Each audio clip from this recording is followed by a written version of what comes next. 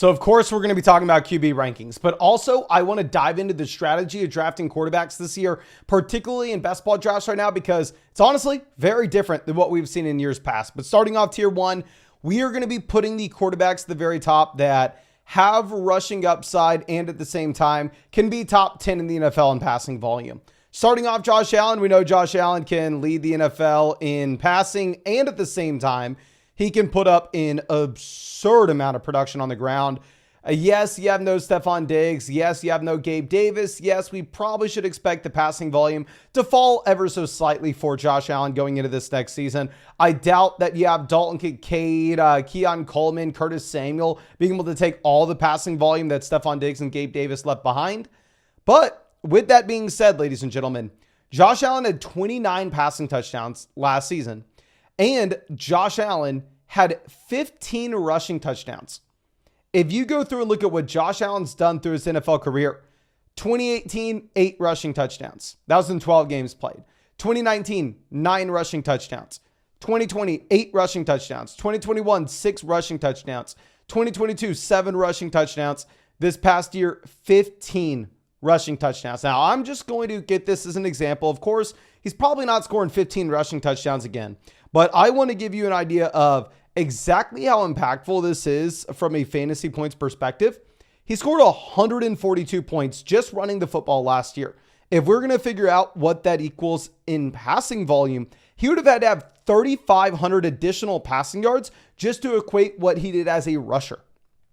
So that's why even if the passing volume comes down, even if guys like Dak, Love, Purdy, Tua, that we'll talk about later on, can be equivalent passers of the football this season, when you have that kind of rushing upside, you have to be top dog.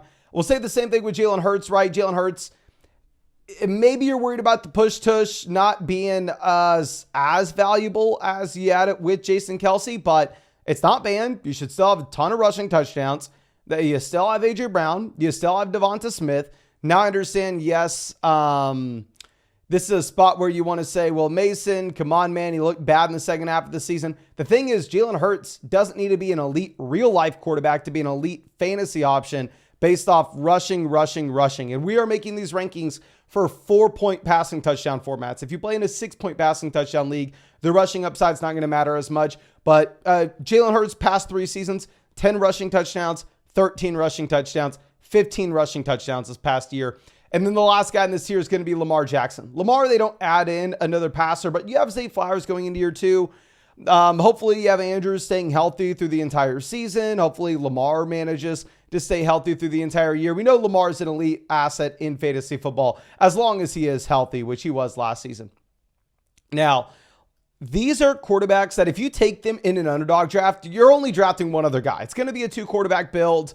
If you do somehow, some way, end up taking Josh Allen round 3, Jalen Hurts or Lamar Jackson at the end of round 3, the beginning of round 4, if you wanted to take 3 QBs, your next 2 quarterbacks can't be until rounds like 16 and 17, 17 and 18. It would have to be at the very, very end of your draft because you are going in and saying that these guys will be a top 3 option, specifically in weeks 15, 16, 17.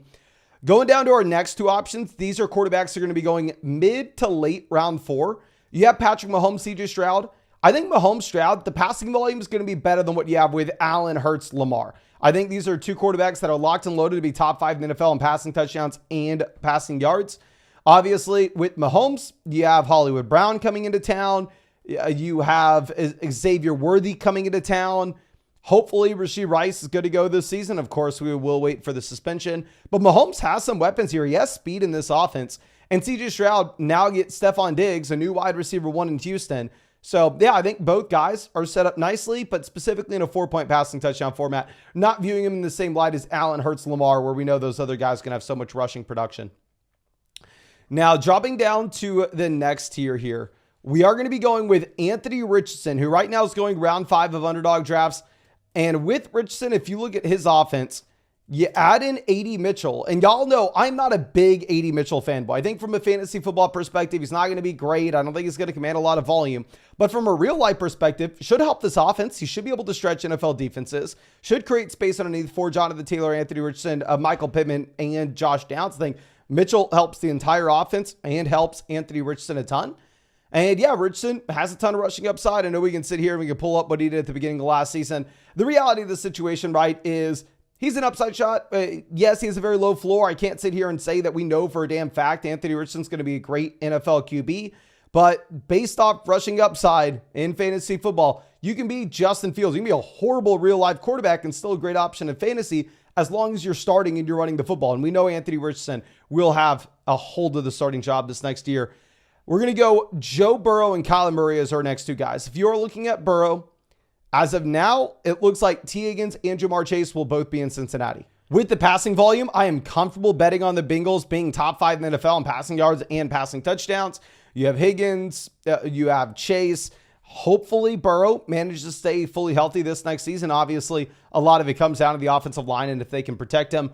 And then Kyler Murray here is a quarterback that should, yet again, be fully healthy. He has rushing upside, and now you give him the best wide receiver that he's ever played with. Now, I don't want to say that Marvin Harrison Jr. is for sure going to be better than prime DeAndre Hopkins, but obviously Kyler didn't get to play with prime DeAndre Hopkins. Kyler was left with end of career Hopkins. If you're looking at what we've seen from Kyler, obviously we haven't seen him be great in a while just because he has been injured, but we go back to 2022 and he had 400 rushing yards in 11 games played. So this is someone averaging about 40 rushing yards per game. He doesn't have the same rushing touchdown upside that you're going to get from a Josh Allen or a Jalen Hurts, just specifically because he's not nearly as big as those other guys. So yeah, it's a little bit of a different rushing profile. Should help that you have Harrison here, of course. Now, dropping down to our next tier. These are the quarterbacks that you fall in a range where we can't confidently say you're like for sure locked in top 5 in the NFL in passing volume, such as Patrick Mahomes, CJ Stroud, Joe Burrow. But we can say you have upside to be top 3 in the NFL in passing volume. It's not a guarantee, but you have the upside. You don't have the rushing upside. You have Dak Prescott, Jordan Love, Brock Purdy, and Tua. I think all of these guys are honestly at least very similar in my own mind. If you are looking at how these guys go in underdog drafts, right now you have Dak Prescott going at pick 84. You have Jordan Love going at pick 88. You have Brock Purdy going at pick 103. And you have Tua going at pick 110. So if I'm picking who I like out of this group at cost, I am probably going to go Tua, even though obviously we have Tua ranked lowest out of all these players. I just think if you are looking at the cost that he's currently sitting at, we have to remember that while, yes, he's not going to run the ball at all, and neither are these other quarterbacks really. This is a quarterback that last year led the NFL in passing yards. This is a quarterback that had 29 passing touchdowns. The Miami Dolphins offense was phenomenal. I think, if anything, Tua honestly ran a little bit bad just based off the raw amount of rushing touchdowns that this offense had with Raheem Mostert. I'm expecting, honestly, that to come back down to earth just a bit here. But yeah, I mean, if we're looking at the strategy of underdog drafts, once we get past the top 8 guys, I am more inclined to grab 3 quarterbacks than I am 2. Now, obviously, in your regular redraft league, you only take 1 quarterback. There's no strategy to talk about. So we're going to focus in on underdog best ball drafts here.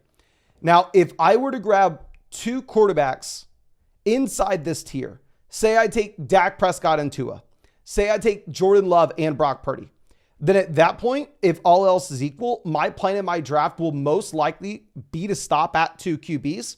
But if instead I grab Jordan Love, QB1, and I'm not getting another quarterback until we are in the Jared Goff tier that we're going to talk about in a second, then I'll most likely default to a 3 quarterback build. But if you can grab 2 quarterbacks inside the top 12, I think you're good to go slim. I think you're good to go with only 2 quarterbacks on your underdog team. And of course, if for whatever reason you don't know about underdog best ball, no time commitment at all during the year. I mean, we are drafting there every single night on the live stream, 9 p.m. Eastern, if you want to join. And yeah, if you want to open some drafts with us, Best Ball Mania is open, $25 buy-in, $15 million prize pool. No time commitment during the year. It's how I draft hundreds of teams every offseason. It's how I won $150,000 on Underdog 2 years ago. And if you use code FLOCK, they're going to match your first deposit, dollar for dollar, up to $100. Plus, you'll get access to flockfantasy.com.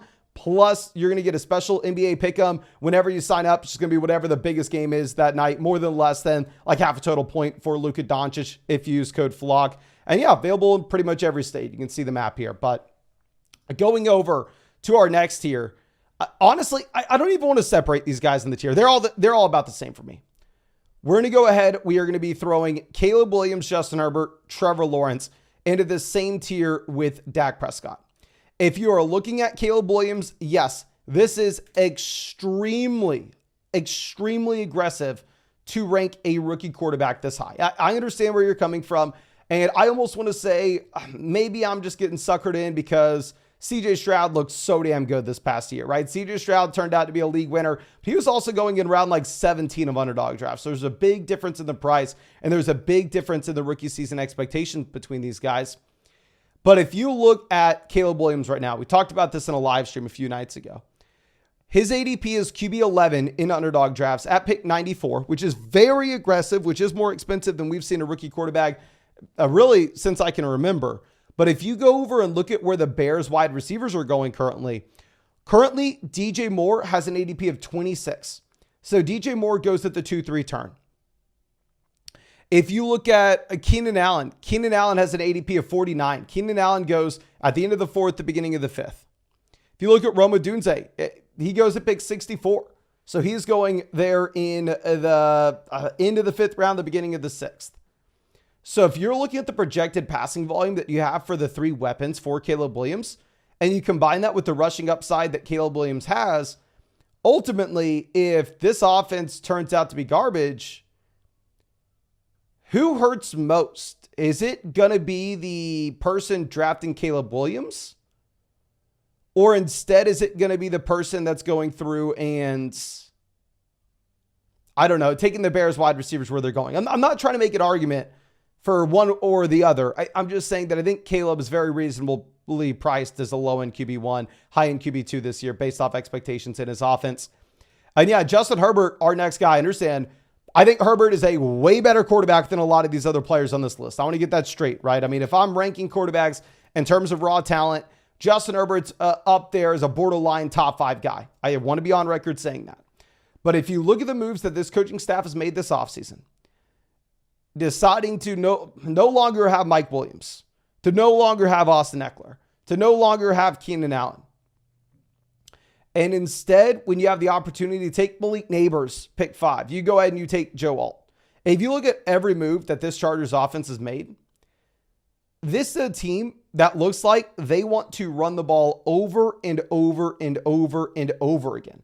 It looks like the years of Justin Herbert going out there and, having 700 attempts in a season, it's probably not happening, right? Which can be a very good thing for the Los Angeles Chargers, can be a very good thing for the success of Justin Herbert from a real life perspective, but maybe it doesn't translate over to fantasy points if we see the passing volume in this Los Angeles Chargers offense come down, and instead this team slows down the pace of play, decides to lean on the run a little bit more, and slow the game down overall in comparison to what we saw with Brandon Staley. This may be a more conservative team. And if we look at what you have in Los Angeles, Justin Herbert doesn't have as much rushing upside as Caleb Williams. If we go over to the options in his passing offense and where they're going in drafts in comparison to Caleb Williams, Ladd McConkey, wide receiver 41. Joshua Palmer, wide receiver 57. Quentin Johnston, wide receiver 68.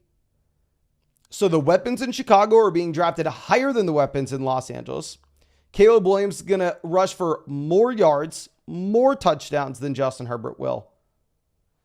So I think you probably have to put a discount on Herbert and give the premium instead to Caleb, even though I'm just trying to explain myself where if someone's just checking in for the first time this offseason, why they're going to see Justin Herbert behind Caleb Williams. And hell, in underdog drafts, if you think that I'm way too low on Justin Herbert here, Justin Herbert's going as QB 17 in underdog drafts where we have him as QB 15, right? Now, Trevor Lawrence will be quarterback 14 for us. If you are looking at T-Law, an option that is, yes, coming off a year where he disappointed in the second half of the season. But this is a team that on the opposite end of what the Chargers just did, they go out and they invest heavily into the wide receiver room. They bring in Gabe Davis. They go out there and they take Brian Thomas Jr. round 1. It looks like that this team's getting ready to air it out. Looks like that this team wants to build around Trevor Lawrence. And if you remember what happened halfway through the year for Lawrence, his ankle injury looked so bad. The second it occurred, I went, oh, okay, crap. we don't have Trevor Lawrence for the rest of the season. Lawrence is done skis, sucks, really exciting player, quarterback on the way up. Obviously, he's gotten a lot better over the past few seasons. He decided to play through the injury. He looked really bad in the second half of the year. I can't blame everything on the injury, right? I can't say, oh, okay, well, let's just completely ignore what happened in the second half of the season and let's draft Trevor Lawrence as a top 10 quarterback. We can't do that, but at the same time, I think we can give him the benefit of the doubt. I don't think he's as much of a bust as people want to go out there and scream that he is. Now, jumping down to our next tier, I feel like Jaden Daniels is a quarterback that you can make a strong argument we have too low in these rankings. Because if I look at Jaden Daniels, this is a quarterback that can be top 5 in the NFL in rushing yards very easily. He just went top 3 in the NFL draft. He's going to be a starter pretty much day one in Washington. You have decent weapons here as well with Terry McLaurin, Jahan Dotson. So across the board, I completely understand why people would want to go through, want to move Jaden Daniels up. I think, to be fair, he probably should be higher than this. My hesitation is literally that I'm just scared that we're possibly overrating these rookie quarterbacks a bit because we were so close to the NFL draft. We've been talking about these guys nonstop for the past 5 months. And at the same time, CJ Stroud was so damn good last year. I think maybe it's changing the expectations from what they should be with these rookie quarterbacks. And then our next two guys, Jared Goff, Kirk Cousins, not much to discuss. Passing volume should be through the roof. I think Cousins would be higher in these rankings if it wasn't for the fact that he's coming off a torn Achilles. I mean, if you are looking at underdog drafts right now, Kirk Cousins will be going higher than this. Actually, no, never mind. Cousins is 18. Goff will go a little bit higher. In underdog drafts, Goff goes before Justin Herbert currently. Now, moving down to our next tier, we're going to look at other quarterbacks. All these guys fit a similar mold, right? You have Stafford, Aaron Rodgers, Baker Mayfield. All these quarterbacks are guys that you're not banking on any rushing upside. Instead, you are just going through and you are trying to bet that they're going to have the passing volume. You're looking at volume, ignoring rushing, which you take your shot. That's why we have these guys grouped as tiers. I would love to come out here and say, oh my gosh, if anybody here ranks Baker Mayfield over Matthew Stafford, it's ludicrous. You have no idea what you're talking about. I don't know. I mean, right? I would prefer Stafford, but that's my personal preference. What I will say from an underdog draft perspective is this range of quarterbacks, say, if you're drafting a Matthew Stafford, if you're drafting an Aaron Rodgers, if you're drafting a Baker Mayfield, if they're your QB2, I would have needed a top 5 quarterback to stop at 2 QBs on my underdog build. So if I draft Josh Allen, if I draft Jalen Hurts, if I draft Lamar, if I draft Mahomes, if I draft Stroud, and then I follow that up with Matthew Stafford, I'm fine stopping at 2 QBs. You can pull the trigger on a third if you want to go Daniel Jones round 18, completely up to you. But I think you can get away with taking 2. However, if your first quarterback was in the Dak Prescott through Justin Herbert tier, like that massive group, and you went like Tua and then Matthew Stafford, I would probably rather go through and grab the extra quarterback in round 17, grab the extra quarterback in round 18, instead of just stopping at 2 QBs. But that's my personal preference on how to build. And then our next tier, we'll have DeShaun Watson, Drake May, Will Levis. Actually, no, there's no way I can put May here, right? Well, we have to put Geno. I mean, I want to go through and I want to look at May, say he's a ton of upside. Maybe he's going to run the ball some in the NFL. Maybe he's very good. Maybe he's this year's Stroud. Unlikely, but it's possible.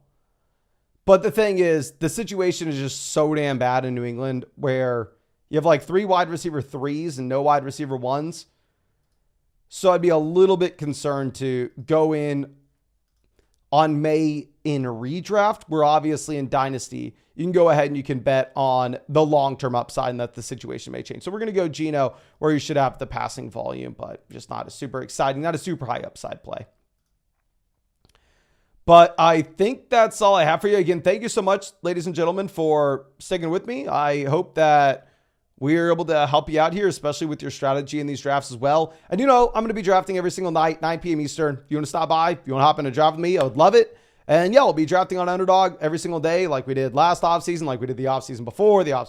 My favorite place to draft. You can find that link in the description, comment section, if for whatever reason you're not already on it. And yeah, use code FLOCK. They'll match your first deposit, dollar for dollar, up 200. Plus, you'll get our Dynasty rankings, our best ball rankings on flockfantasy.com. And on top of that, ladies and gentlemen, you will get hooked up with a special NBA pick'em. It's like going to be like more than less than half a total point for Luka Doncic, just depending on whatever the game is that night if you use code FLOCK. But thank you again. Appreciate you. Hope you have a good day and hope we get to see you out in the live stream later tonight.